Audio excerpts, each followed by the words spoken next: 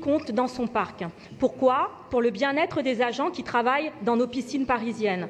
Ils sont plus de 900 agents et certains d'entre eux sont victimes de gènes et de pathologies pulmonaires qui sont très probablement liées à cette utilisation massive du chlore qui est une obligation réglementaire, un petit nombre d'entre eux ayant même dû être reclassés.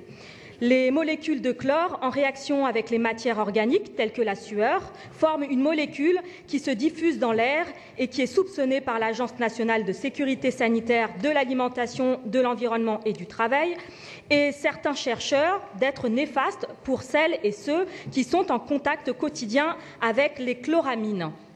Néanmoins, des solutions existent pour réduire la quantité de chlore dans les piscines, outre le fait que la rénovation des filtres et l'hygiène des usagers sont essentiels.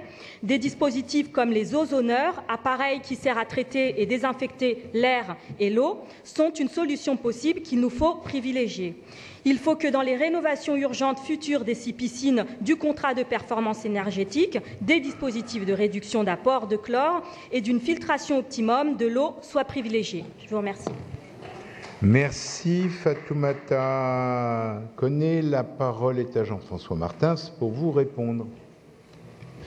Merci beaucoup Madame Koné. Nous partageons pleinement l'ambition de ce vœu. C'était d'ailleurs inscrit dans le plan Nager en Paris avec tant la protection de la santé des agents et donc leur exposition aux trichloramines dans l'air issu du chlore combiné dans l'eau, comme vous le savez, mais aussi de réduction de l'impact environnemental. Partout où nous avons pu le faire, nous avons déployé des technologies différentes, que ce soit l'électrolyse de sel, les systèmes de désinfection à l'ozone, je pense par exemple à Jacqueline Auriol ou à NACAGE, des filtres à charbon actif, des dispositifs de strippage qui permettent de réduire considérablement la régulation par le chlore, et notamment grâce à la captation à la source des bactéries, ou des déchloraminateurs UV qui constituent une technologie efficace et qui apporte un certain nombre de garanties, toutes agréées par le ministère de la Santé.